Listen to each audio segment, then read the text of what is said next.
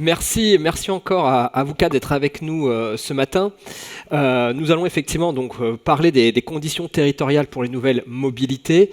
Ce que je vous propose en avant-propos, c'est de faire un petit tour de table de présentation, qui vous êtes, que fait votre structure, et puis après on pourra rentrer dans le vif du sujet du débat, et peut-être potentiellement rebondir aussi sur la keynote qui nous a été présentée à l'instant. Jean-Claude, pardon, allez-y, je vous laisse vous présenter. Tenez. Merci.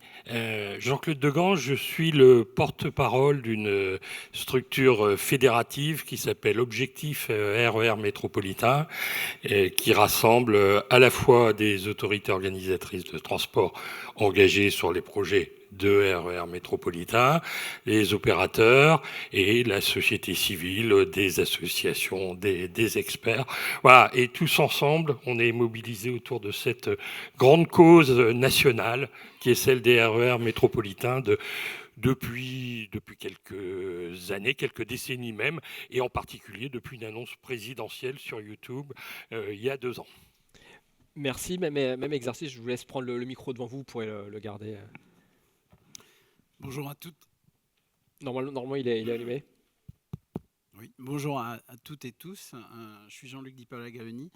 Je suis en charge chez Valeo au niveau mondial de la recherche collaborative, des affaires publiques, du développement durable et de la réglementation technologique. Valeo est un leader fabricant de solutions électriques pour la mobilité, bien sûr pour les voitures, mais pas que, y compris pour les camions, les bus et les 2 roues. Donc on est un apporteur de solutions de mobilité quant à sa décarbonation. Merci beaucoup. Bonjour à toutes et tous, Isabelle Delon, je suis DG client et territoire de SNCF Réseau, donc je pense dans le bon sujet aujourd'hui. Notre rôle chez SNCF Réseau, c'est de gérer le réseau ferroviaire français et de développer notre mission, première, c'est de développer le train en France. Donc le plus de trains possible sur le réseau, c'est bon pour les Français, c'est bon pour l'environnement, c'est bon aussi pour se déplacer en toute liberté sur le territoire français. Bonjour à tous, Christophe Hugues, je suis directeur général adjoint de Vinci Autoroutes. Vinci Autoroutes, c'est l'opérateur gestionnaire de 4443 km d'autoroutes, à peu près la moitié du réseau autoroutier concédé en France. Moi, je travaille particulièrement sur les questions de maîtrise d'ouvrage, autour de la maintenance, de l'aménagement des autoroutes et aussi tout ce qui est autour de la transformation durable. Comment créer un système autoroutier qui réponde à tous les enjeux qu'on a évoqués durant les précédentes minutes et je pense qu'on va encore évoquer un petit peu maintenant. Alors merci encore une nouvelle fois à vous quatre d'être présents avec nous ce matin. On le voit avec vous, effectivement, on a des représentants, on va dire, du rail, de la voiture, de l'électrification. Donc on va pouvoir vraiment dresser un panorama un peu global des problématiques liées à la mobilité. Peut-être dans un premier temps, Isabelle Delon, est-ce que vous pouvez nous faire un constat sectoriel par rapport aux enjeux de SNCF Réseau ? Alors peut-être déjà le train, nous on dit, ça fait partie des solutions de la mobilité durable, des solutions efficaces, à la fois en termes de... Je reprends même la base, en termes de sécurité, c'est un transport collectif donc, qui permet de transporter de nombreux voyageurs, mais aussi des marchandises. On va plutôt parler voyageurs ce matin, mais aussi assure aussi des services performants de transport de marchandises. Bien sûr, c'est un mode de transport très décarboné. Un RER, c'est 17 fois moins de CO2 qu'une voiture. Une voiture au kilomètre par voyageur. Donc c'est vraiment précis. Et c'est 26 fois moins pour un TGV. Voilà. Et donc on a vraiment des solutions qui permettent de faire en sorte que le train puisse être, pour toutes les mobilités durables, finalement, nous on dit la colonne vertébrale. Et finalement, notre enjeu, c'est comment est-ce qu'on coopère tous les services finalement de mobilité pour faire en sorte d'utiliser au mieux ce formidable outil qu'est le train pour voyager et organiser le plus possible les connexions autour des gares avec les services urbains, les services de car express, les services y compris de voitures, hein, bien sûr. Mais voilà, l'autre enjeu quand même, c'est de se dire, je pense que remplacer 40 millions de voitures à 95% aujourd'hui essence ou diesel par 40 millions de voitures électriques, c'est pas forcément la bonne solution. Donc comment est-ce que nous, avec le réseau ferroviaire qui a énormément de solutions finalement à proposer sur tous les territoires, comment est-ce qu'on en fait un levier de développement du voyage en train pour tout motif? C'est vraiment la première sujet. Ensuite, qu'est-ce qui est au cœur de notre activité? Et je pense que ça se rejoint beaucoup avec les objectifs de Jean-Claude, c'est vraiment développer l'offre. Puisqu'en fait, on a, dans les cœurs des villes, on a un réseau quand même extraordinaire. Nous, c'est 28 000 km de lignes sur le réseau français.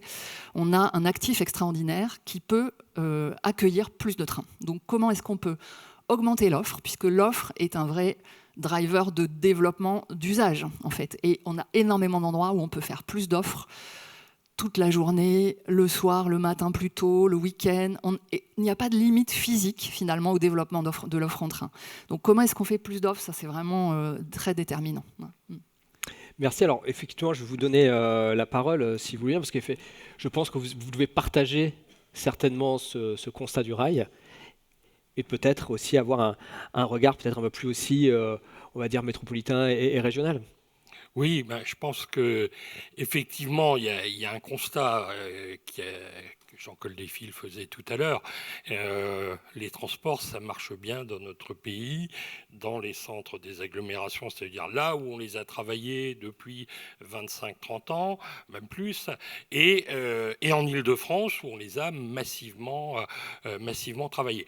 Savoir qu'en Île-de-France, on doit avoir... Alors, il y a des chiffres que c'est cité, je ne m'attendais pas à en citer, mais de tête, les transports publics, c'est 40% des déplacements. C'est 10 millions de voyageurs jour. Chaque francilien fait un déplacement par les transports par jour. Les automobilistes, ça doit être, si ma mémoire est bonne, 13 ou 14. Et on a une dizaine ou une douzaine de millions de déplacements piétons. Hein, voilà, donc vous voyez, les transports publics, on a su les faire en Île-de-France, on a su les faire dans le centre des agglomérations. Donc aujourd'hui, il faut s'attaquer aux périphéries. Alors, c'est les couronnes périurbaines, c'est les couronnes plus éloignées, les bassins de mobilité, 20, 30, 40 km maximum du centre des agglomérations. Et donc, il faut trouver des solutions qui tiennent la route, qui soient pertinentes. Et il y a des chiffres qui ont été donnés tout à l'heure. Moi, j'ai retenu le RER 00. Alors, il était écrit 008. J'ai des chiffres même un petit peu plus favorables, de centimes d'euros au kilomètre voyageur. On voit c'est largement la solution la plus efficace. Donc là où on peut les faire, faisons-les. Donc voilà, donc c'est le sens effectivement de ce chantier des 24 RER métropolitains. Alors le président de la République avait dit 10, il était monté à 13, et puis les collectivités ont été interrogées. Les commentateurs avaient dit, bon voilà, ok, là, le président y allait un peu fort cette fois-ci. Bon, ok, à l'arrivée, les collectivités ont commencé à bâtir 24 projets de RER métropolitains.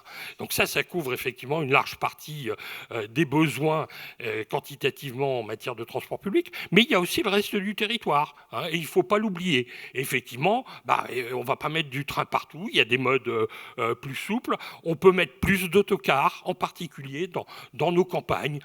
On pourrait sans doute arriver à un principe collectif qui dit que voilà, chaque chef-lieu de canton, il a sa ligne de car vers le chef-lieu d'arrondissement ou des choses comme ça.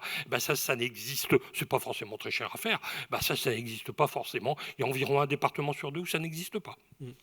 Effectivement, sur le car, il y a des villes, notamment des métropoles comme Aix-Marseille, qui mettent des cars express qui permettent de relier en tout cas les villes de façon très rapide, et par l'autoroute notamment. C'est ce qui me fait la transition avec vous, Christophe Hugues, dont je rappelle, vous êtes directeur général adjoint en charge de la maîtrise d'ouvrage chez Vinci Autoroute. Quel est effectivement votre regard sur cette nécessité de faire évoluer la mobilité en France ? Il y a pas mal de chiffres qui ont été cités, mais j'ai envie de les redonner. Donc, on a dit que le transport, c'était à peu près un tiers des émissions en France. Seul secteur qui n'a pas vu ses émissions baisser depuis 1990. Et au sein du secteur des transports, on sait que 94% des émissions proviennent des modes routiers, donc voitures et camions. Donc on voit bien qu'il y a un sujet. Et quand on se dit aussi qu'aujourd'hui 87% et 88% des déplacements de personnes et de marchandises se font par la route, on comprend bien qu'on a un mode routier qui est extrêmement usité, prépondérant aujourd'hui et qui est aussi responsable de la quasi-totalité des émissions du secteur. Et les scénarios prospectifs montrent que la route va rester majoritaire dans les décennies à venir.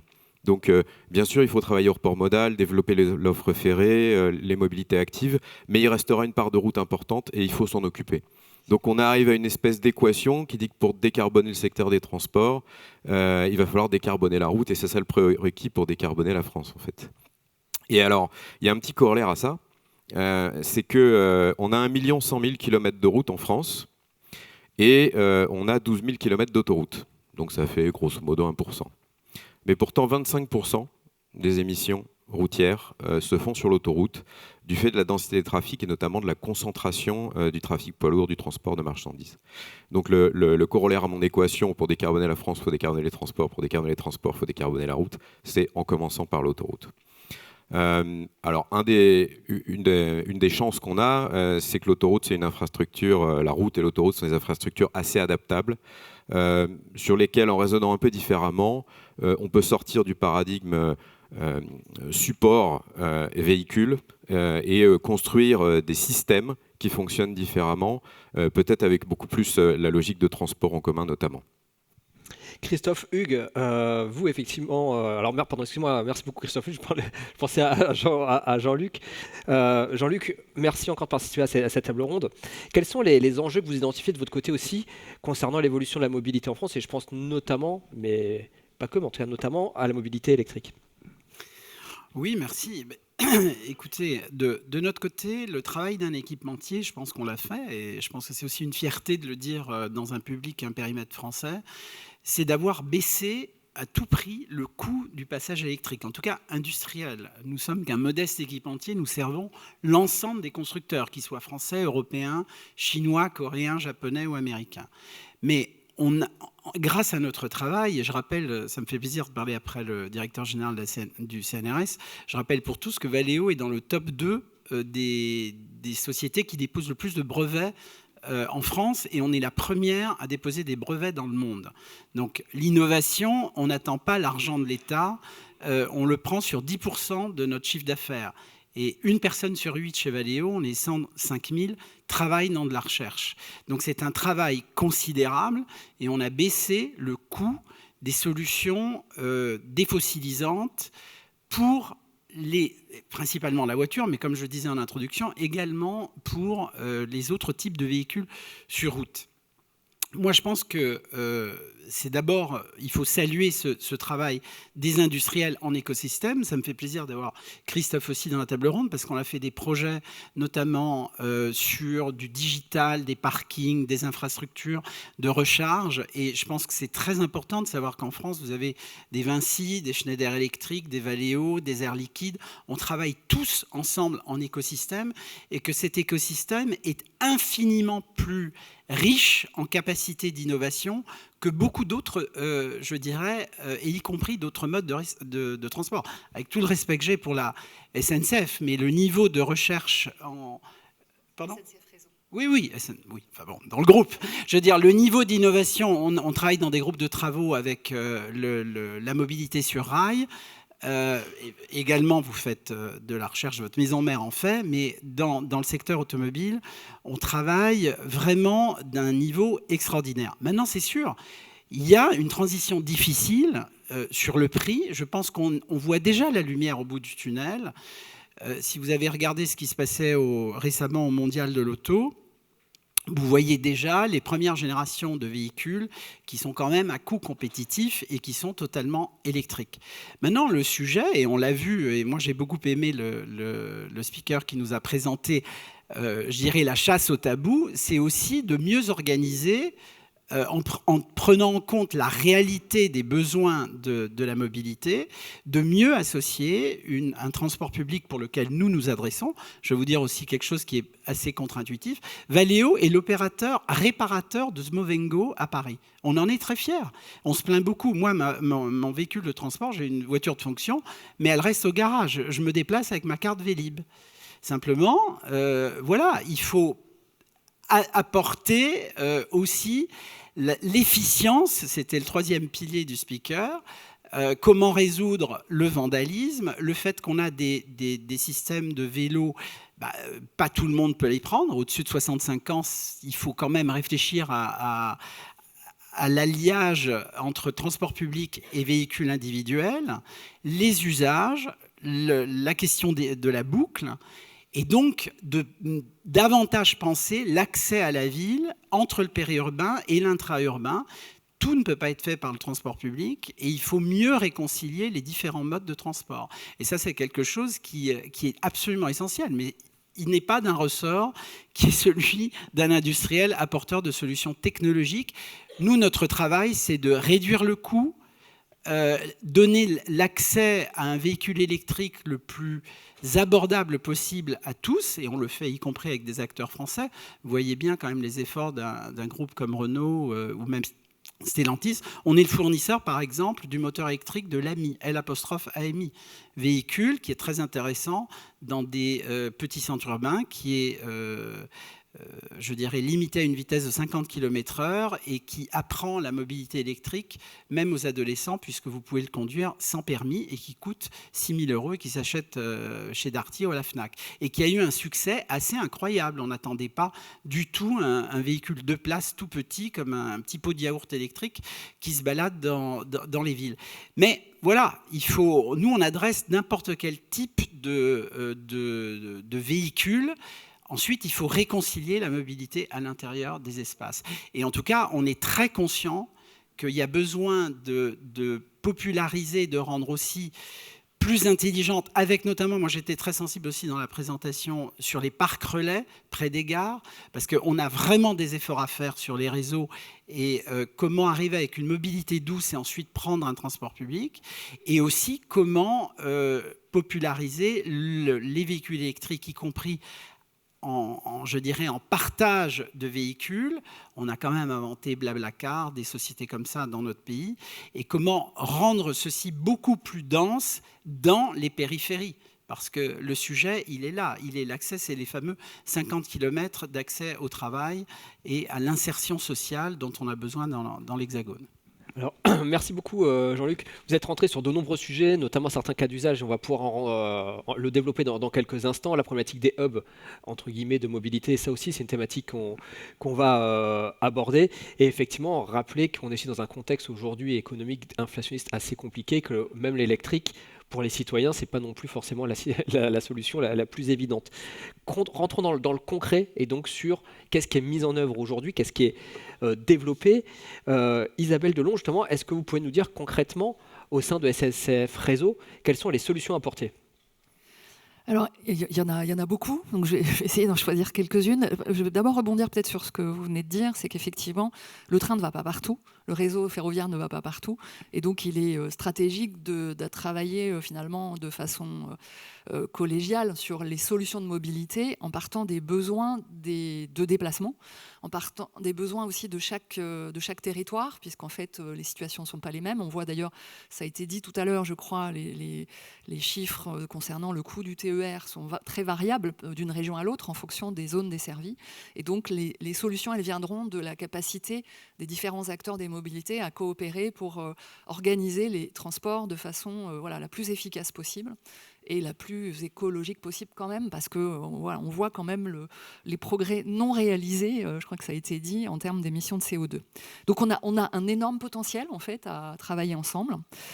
Nous, ce qu'on fait justement, c'est d'accompagner tous nos clients. Donc je ne l'ai peut-être pas dit tout à l'heure, mais nos clients, ce sont tous les transporteurs ferroviaires. qu'il soit italien, espagnol, allemand, qu'il soit transporteur public français voilà, ou privé pour faire du TER ou du RER. Et donc, nous, on est agnostique, c'est-à-dire que nous, ce qu'on veut, c'est développer les trains de toutes les couleurs sur le réseau. Et plus il y aura de trains, plus finalement, on sera heureux, à la fois heureux parce qu'on contribue vraiment à une mobilité décarbonée, et aussi parce que ça va nous rapporter des recettes qui vont nous permettre d'investir sur des projets qui sont essentiels pour la mobilité.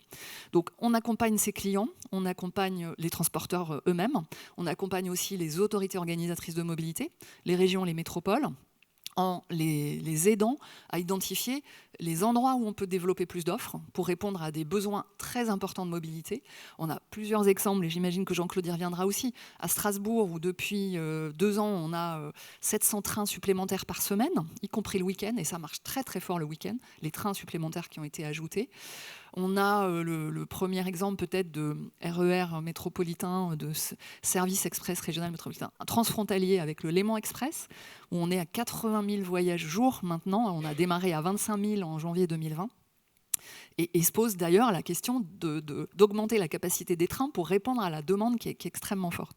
Et on a aussi des démarches plus progressives comme Bordeaux, sa métropole et la région Nouvelle-Aquitaine, qui ont choisi d'ailleurs plusieurs solutions de mobilité, y compris du Car Express, mais qui ont une ambition de développement des mobilités très progressive de 2018 à 2028, avec des paliers de développement d'offres et d'aménagement d'infrastructures ou de gares pour permettre ces développements, et qui ont aussi de très très bons résultats, puisque c'est 20 000 voyages de plus aussi par jour. Donc de très très beaux résultats. Ça, c'est l'accompagnement finalement des décideurs ou de ceux qui vont lancer le trafic. Ce qu'on a évidemment fait beaucoup aussi, c'est les investissements pour soutenir le trafic. Alors, les plus connus d'entre eux, j'imagine que vous les connaissez, c'est EOL en Île-de-France, parce qu'il y a encore besoin de développer l'offre en Île-de-France, malgré les chiffres rappelés sur le très fort usage des services de transport collectif. C'est aussi, alors Léman Express bien sûr avait fait l'objet d'investissements côté suisse et côté français, mais des investissements plus modestes comme ce qu'on appelle la technologie de train sur une même voie à Rennes, qui permet pour un 12 millions d'euros d'augmenter la capacité de 30%, et donc d'avoir un potentiel de développement très important qui a déjà fait l'objet d'un premier palier d'offres en septembre dernier. On a aussi, évidemment, ça ce sont plutôt des projets de développement de nouvelles offres ou d'infrastructures, mais on fait aussi un gros effort de renouvellement du réseau ferroviaire existant, puisqu'on fait toutes ces offres collectives, elles utilisent le réseau ferroviaire existant. Donc je ne parlerai pas des LGV qui font aussi l'objet de très très gros projets, mais on investit 3,2 milliards cette année sur le renouvellement du réseau existant, parce qu'il faut remettre à niveau régulièrement un réseau qui date pour certaines parties de plusieurs dizaines d'années. Et ce qui est important de le dire, parce que c'est souvent méconnu, c'est que quand nous, on dépense 100 € pour un investissement sur le réseau, en fait, c'est 80 € qui va aux entreprises ferroviaires qui font ces travaux sur le réseau. Et ces 80 €, ce sont 98% d'entreprises françaises. Donc c'est aussi un énorme soutien économique aux entreprises françaises que de faire des investissements sur le réseau ferroviaire, et c'est aussi évidemment vital pour l'avenir. Voilà quelques exemples j'en ai peut-être un dernier, puis après je vous laisserai. Allez-y. Le dernier, c'est que évidemment on prépare l'avenir. Et on travaille avec tous nos clients, avec les régions, sur les projections de trafic et les projections de trafic en train. Et donc, on fait à 5-10 ans des scénarios de mobilité qu'on utilise ensuite pour nous, de notre côté, prévoir ce qu'on appelle les sillons de demain, c'est-à-dire les demandes de circulation sur le réseau. On les anticipe à 5 ans, à 10 ans. Et ça nous permet à la fois d'anticiper les demandes qui nous seront faites, mais aussi, bien sûr, de préparer les investissements de demain. Alors, merci beaucoup, Jean-Claude Degan. Il y a des sujets qui ont été abordés, Strasbourg notamment. En introduction, vous nous parliez des 24 RER annoncés et aussi quasiment financiers, parce que c'est un des enjeux et un des sujets aussi, le financement. Est-ce que vous avez d'autres exemples concrets? Parce qu'on l'a dit, aujourd'hui, le but, c'est de parler des solutions, notamment, je pense, au transport collectif en Île-de-France, développement du Grand Paris Express. Pas que, mais si vous pouvez nous en toucher quelques mots déjà. Oui, bah écoutez, des transports publics performants, ça doit répondre à une double exigence, à la fois massifier des flux sur des axes forts et couvrir le reste du territoire, parce qu'il s'agit bien d'offrir entre un point A et un point B quelconque une solution qui soit une alternative possible par rapport à la voiture individuelle que tout le monde n'a pas ou que tout le monde ne veut pas forcément utiliser. Il y a quand même aussi une tendance à la démotorisation. Bien se dire que voilà, en Ile-de-France, les Parisiens sont motorisés à moins de 50%. Donc, mettre en place une alternative, de la couverture, des axes forts. Donc en Ile-de-France, alors on a le premier RER en Ile-de-France en Europe. Il y a 70 réseaux RER en Europe. On le sait pas assez. Nos voisins allemands, ils en ont 22 ou 23. Les Espagnols, ils en ont 14. Les Suisses, ils en ont 13. Un par canton. Tous les cantons suisses ont un RER. Alors, on ne va pas prendre la Suisse comme exemple, parce que sinon, ça risque de décourager un peu. Mais voilà. Donc nous, en Ile-de-France, on a le premier RER d'Europe, de loin. Petit problème, c'est que alors, on a mis en place il y a les 24 projets, mais bon, pour l'essentiel, c'est encore des projets. Donc, il s'agit de les mettre en place. Donc, je dirais, comme en Ile-de-France, on a effectivement bien travaillé les radiales avec des parts modales très majoritaires en faveur des transports publics. Le gros sujet aujourd'hui, c'est les déplacements de rocade. Donc, et c'est pour ça, effectivement, que donc autre chantier qui a mis des décennies à sortir, bâtir des rocades en Ile-de-France. Donc, mais voilà, on en parlait depuis très longtemps. Voilà, la décision a été prise avec le métro du Grand Paris. Donc, on va avoir effectivement 1 degré supplémentaire de mode de transport massifié. Donc, dont on a trouvé les solutions financement, puisque vous parlez d'argent, parce qu'il faut aussi parler d'argent. Voilà. Et donc, on peut faire un peu un parallèle entre ce grand chantier qu'on a réussi à sortir depuis les années 2010 en Ile-de-France, avec le métro du Grand Paris, et ces 24 chantiers, alors il y en aura sans doute d'autres, en région, qui sont en train de sortir. Alors le parallèle, il est frappant. C'est à peu près les mêmes ordres de grandeur d'investissement et à peu près les mêmes ordres de grandeur de fonctionnement. Donc en investissement, c'est entre 40 et 50 milliards. Donc on a réussi à financer en Ile-de-France, pas encore financé en région. Bon, donc il va falloir trouver une solution, parce que je pense qu'on ne va pas tenir longtemps en disant voilà, on a mis 40 milliards en Ile-de-France et on ne met rien pour les régions. Et puis, effectivement, les transports publics, ça demande effectivement du fonctionnement. Donc le fonctionnement métro du Grand Paris, c'est un petit milliard, et les 24 RER en région, c'est un gros milliard. La différence, c'est que il s'agit d'un système automatique en Ile-de-France et on n'en est pas encore là. On n'est pas encore là en région. Donc voilà. Alors ça, je pointe ces sujets-là parce que nos parlementaires, ces temps-ci, j'allais dire ces nuits-ci, ça fait partie des choses sur lesquelles ils travaillent. Et je ne doute pas qu'on trouvera des solutions. Alors, bien sûr, il faut des recettes. Alors, le problème, si vous voulez, c'est que l'usager des transports, il paye à peu près 10 fois moins que ce que coûte la voiture. Bon, et comme le système, globalement, on a vu les ratios tout à l'heure, c'est au kilomètre, c'est environ le tiers. Oui, il faut des financements. Bon, mais ce sont des financements qui créent de la croissance. Le métro du Grand Paris, pour revenir dessus, voilà, on a estimé que c'était 1% de croissance de PIB par an en Ile-de-France. Voilà. Les RER métropolitains en région, c'est au bas mot 0,5%. Donc, tout le travail, c'est de trouver des ressources financières qui ne brident pas effectivement le développement économique, mais au contraire permettent ce développement économique qu'il y a là derrière. Donc voilà, c'est un exercice très précis, mais en Ile-de-France, on a trouvé des solutions, et ces solutions, elles font consensus politiquement. Alors effectivement, et puis ce que vous ne précisez pas, mais ce qui est important de répéter pour les gens dans la salle, c'est qu'aussi le choc de l'offre fonctionne, puisque plus on a d'offres, plus derrière on a aussi d'utilisateurs, enfin d'usagers en tout cas. Et donc effectivement, l'un des enjeux, l'enjeu de l'offre est un enjeu réel. Christophe, Hugues, quand on a effectivement préparé cette table ronde, il y a de nombreuses choses dont vous avez parlé, des exemples concrets qui seraient presque l'autoroute de demain avec une grande évolution, des grosses évolutions. Est-ce que vous pouvez en dire quelques mots, s'il vous plaît ? Oui, donc pour répondre à la problématique que j'évoquais tout à l'heure, à savoir la nécessité de transformer la route et en priorité l'autoroute, on a travaillé à un grand plan de transformation qui est articulé autour de 5 axes et qui nous ont permis de lancer déjà les premières actions. Donc ces 5 axes, il y a des axes qui sont relatifs à l'atténuation, c'est-à-dire limiter nos impacts, et à l'adaptation, c'est-à-dire gérer l'inévitable. Premier axe, c'est l'accueil des véhicules décarbonés. Je vais y revenir juste après. Deuxième axe, c'est tout ce qui est autour du développement des mobilités partagées.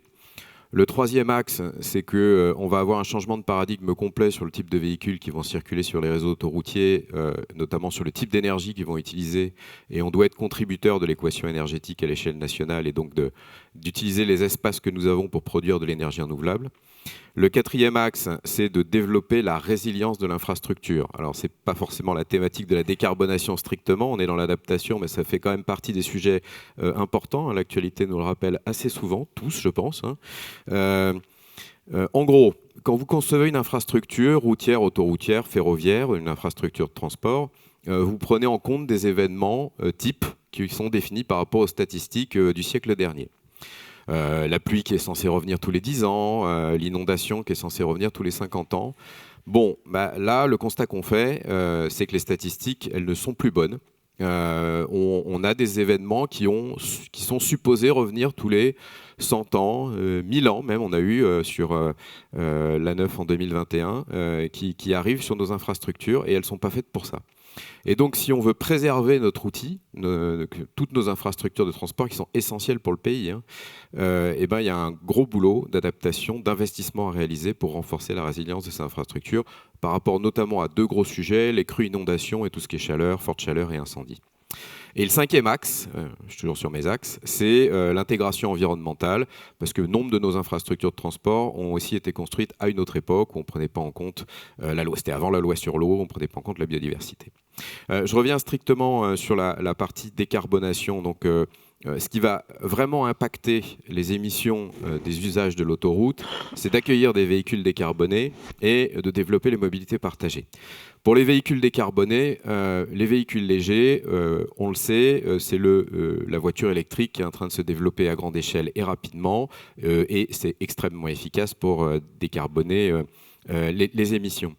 Qu'est-ce que ça veut dire ? Ça veut dire qu'il faut complètement changer tous les équipements qui sont disponibles pour les usagers sur les autoroutes. Toutes les aires de service sur le réseau autoroutier sont aujourd'hui équipées de stations de recharge. Donc on a pour chaque aire une station de recharge avec une dizaine de bornes électriques. Donc là on se dit le boulot est fait, c'est bien, on a amené l'électricité, 1 ou 2 mégawatts et on a une dizaine de bornes de recharge. Non, le boulot il n'est pas fait. Il y a 3% de véhicules électriques à batterie aujourd'hui en France. On prévoit, alors il y a des différentes prévisions, mais on va dire que d'ici une dizaine d'années, on devrait avoir 40 à 45% de véhicules électriques qui vont circuler. Ça signifie qu'il va falloir multiplier par environ 7 ou 8 le nombre de bornes de recharge sur chacune de nos aires.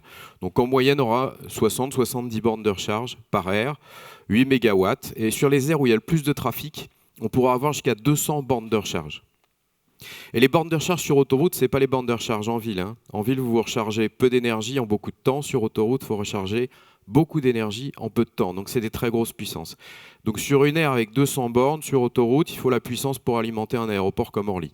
Donc, vous êtes au milieu de la campagne, une petite aire de service. Là, il faut amener un très gros câble. Donc, c'est un changement complet dans l'équipement des aires de service, des infrastructures qui sont autour de laquelle ces véhicules. Et ça, c'était la partie facile, c'était pour les véhicules légers. Les poids lourds arrivent. On sait que c'est le poids lourd électrique qui est en train de prendre l'ascendant sur la décarbonation du transport de marchandises routiers. On sait que 50% des ventes sont envisagées en électrique dans la décennie à venir pour les pour les camions. Donc il y a un énorme travail aussi à faire pour développer des méga chargeurs pour accueillir tous ces camions. Ça, c'était pour l'accueil des véhicules décarbonés. Second gros axe de décarbonation, c'est les mobilités partagées. On en a parlé. Il y a un vrai sujet autour de la dépendance à la voiture, notamment dans les grandes banlieues. 75% des actifs utilisent leur voiture chaque jour, doivent utiliser leur voiture chaque jour. Si vous êtes en grande banlieue, on est à 87%. Et donc il y a un vrai sujet de développement de transport en commun sur autoroute, de mettre plus de personnes dans moins de véhicules pour réduire les émissions. Ça passe par le développement de pôles d'échange multimodaux, de voies réservées pour transport en commun, du covoiturage. C'est extrêmement efficace. On a un système dans le sud de Paris, à Longvilliers, qui fait la ligne Longvilliers-Massy, qui marche très très bien. Il marche très très bien. 1700 passagers par jour utilisent un car express sur autoroute. Super système, mais c'est sur une ligne au sud de Paris. Si on voit ce qui se passe à Madrid, il y a des lignes tout autour de la ville de Madrid. C'est 400 000 utilisateurs chaque jour, donc on a encore pas mal de travail. Est-ce que vous pouvez nous dire aussi un mot très rapide sur ces problématiques de recharge et sur les investissements qui seront faits sur les autoroutes, une des volontés pour pouvoir recharger les véhicules directement sur route? Oui, alors dans le sud de Paris, on a cette fameuse ligne de Longvilliers, donc, qui est un agrégateur de flux avec du transport en commun sur autoroute, un arrêt de bus avec ascenseur. Mais on teste pas mal de choses. On utilise un petit peu l'ADIS comme un laboratoire d'expérimentation. Donc on teste des navettes autonomes qui vont transporter les utilisateurs sans pilote aux heures creuses, de façon à avoir une continuité de service avec des bonnes fréquences. Et on teste en ce moment, on va mettre en place là ce qu'on appelle la route électrique. Donc j'ai peu de temps, donc je vais essayer de faire bref et simple. Les camions électriques, c'est super, mais ça nécessite des batteries énormes. C'est coûteux sur un plan économique, c'est coûteux sur un plan environnemental, et ça pose quelques sujets sur la charge et le temps de charge nécessaire pour ces véhicules. Donc, on développe une sorte de circuit de notre enfance électrique et de petites voitures, mais à grande échelle, où on recharge les camions par induction. Donc les camions roulent sur la voie lente de l'autoroute et on a des bobines qui sont réparties, qui envoient de l'énergie nécessaire à la fois pour permettre le roulage du véhicule et à la fois pour recharger sa batterie. Donc là, on a fait plein de tests, on va dire, en laboratoire, entre guillemets, et à partir de l'année prochaine, on développe un premier tronçon d'1,5 km de recharge directe sur autoroute, donc ce qu'on appelle l'ERS, l'Electric Road System, avec des véhicules donc, qui rouleront par induction, comme nos poêles à frire. Alors merci, effectivement on est pris par le temps, il y a une partie sur les freins, je pense qu'on ne pourra pas forcément l'évoquer. Jean-Luc, juste pour terminer sur le concret, vous nous avez donné quelques exemples, est-ce que vous avez d'autres exemples, notamment peut-être sur le transport routier à nous donner? Oui, bien sûr. Déjà, pour donner l'arche de la durabilité, nous, en tant qu'industriels, on travaille beaucoup sur toutes les solutions électriques à partir de l'économie circulaire, qui est extrêmement importante, qui est le nouveau mantra, c'est-à-dire qu'on est beaucoup dans ce qu'on appelle le reconditionnement, la réparation de tous nos systèmes. Donc, c'est aussi un message important qui fait la boucle avec ce que disait encore le directeur général du CNRS, qui montrait le prix de la batterie verte. D'une part, il faut vraiment décloisonner les esprits, où j'entends encore des gens qui me disent « Ah mais la batterie c'est sale, on ne sait pas recycler, etc. » Non, on sait. Et il y a l'un des constructeurs français qui a mis en place ce qu'on appelle la Refactory et qui sait très bien recycler les batteries. Nous, de notre côté, on n'est pas fabricant de batteries, mais on est déjà dans la gestion thermique de la batterie. On est leader mondial. Donc, c'est très important parce que si vous utilisez l'air conditionné l'été et le chauffage l'hiver, et dans les toutes premières générations de véhicules électriques, c'était ça qui vous donnait l'anxiété de la charge, parce que c'est ça qui vous bouffait des dizaines et des dizaines de kilomètres de recharge d'autonomie. Aujourd'hui, vous voyez bien que les nouvelles, on en est à la 3e et la 4e génération de véhicules électriques, on pousse les autonomies au-delà de 500, au-delà de 700. Vous voyez bien qu'il y a même un constructeur chinois qui est arrivé à une solution avec 1000 km d'autonomie. Donc l'anxiété, c'est derrière nous. J'ai parlé avant du prix, maintenant c'est la circularité, c'est-à-dire que nous, on a une usine, du reste où on est réparateur des systèmes électriques et y compris mécaniques des vélos, de Smovengo, notamment des vélos électriques ici à Paris. On travaille sur comment, non pas fabriquer des pièces neuves, mais réutiliser des pièces endommagées ou anciennes. Donc, Il y a tout un circuit de la récupération. Mais là aussi, je lance un appel, comme sur la réglementation et la meilleure cohésion des mobilités, on a besoin de réglementation entre le ministère des Transports, le ministère de l'Industrie, pour favoriser la circularité de l'économie. Parce que pour nous, c'est essentiel. On peut utiliser moins d'acier, moins d'aluminium, etc. Encore faut-il que les législations poussent à ce que les composants et les systèmes neufs soient aussi issus de vieux systèmes. Donc ça, c'est un premier sujet. Le deuxième sujet, et je pense que c'est très important aussi de rassurer de ce point de vue-là, on a beaucoup parlé de décarbonation, mais la mobilité à travers les véhicules, c'est exactement la sécurité. J'apprécie beaucoup ce que la collègue de SNCF Réseau disait. Les trains sont extrêmement sûrs. Nous, on est en train d'introduire de plus en plus, on travaille sur l'autonomie des véhicules. Et je remercie Christophe d'avoir cité les navettes autonomes. On a été l'un des premiers et leaders. On fournit des solutions de robotaxi partout dans le monde et on travaille aussi avec des opérateurs de mobilité de type Uber ou autre, Didi si vous êtes en Chine, Ola si vous êtes en Inde. Et en fait, le sujet, c'est avant de passer à l'autonomie, de travailler sur l'ADAS, c'est-à-dire la sécurité active des véhicules. On l'introduit y compris dans les deux roues. Actuellement, c'était les derniers jours du salon des deux roues à Milan, mondial. On a introduit un système d'avertisseurs de sécurité sur des vélos, sur les motos. N'oublions pas que l'accidentologie dans le monde, c'est un énorme champ, et y compris des deux roues, et y compris dans nos pays développés et dans nos agglomérations. Inutile de rappeler les récents incidents qui ont eu une médiatisation énorme. Il faut absolument à la fois faire de la prévention, mais aussi avoir les bonnes technologies. Donc Valeo est un acteur, je dirais, extrêmement engagé.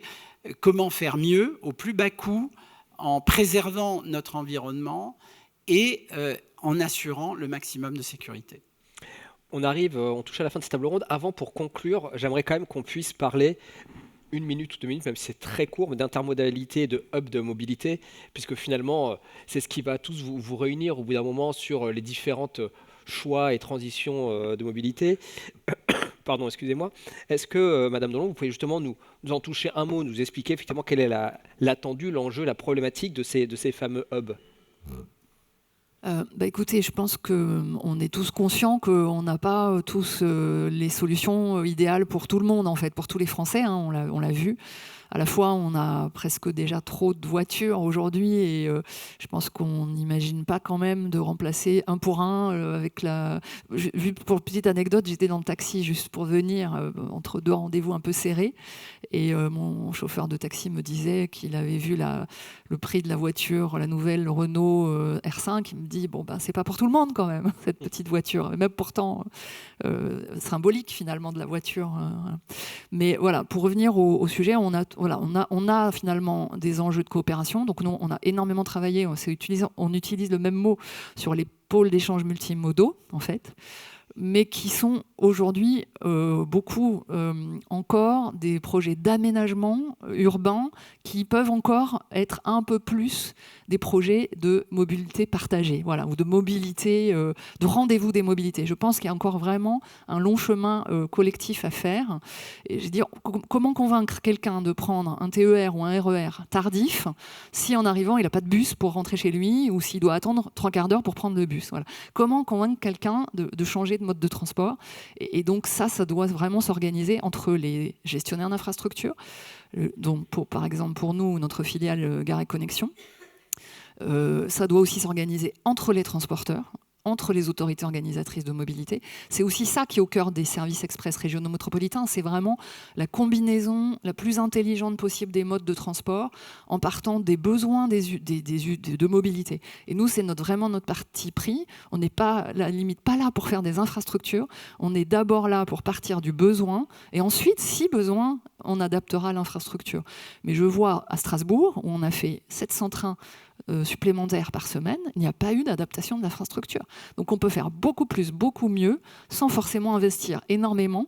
Voilà. Bien sûr, il faut financer le service, le coût de fonctionnement, mais ça, voilà, Strasbourg est encore un modèle à suivre, je pense, puisque la métropole participe au financement de l'exploitation du service ferroviaire. Voilà, pour moi, il y a vraiment un travail à mener en essayant d'oublier un peu parfois nos positions respectives et à se mettre autour de la table pour avancer et en partant du besoin du consommateur, en fait. C'est lui qui doit guider nos choix et je pense qu'on y arrivera comme ça. Voilà. Merci beaucoup à vous 4 pour avoir participé à cette table ronde. On peut de nouveau vous applaudir. Merci encore.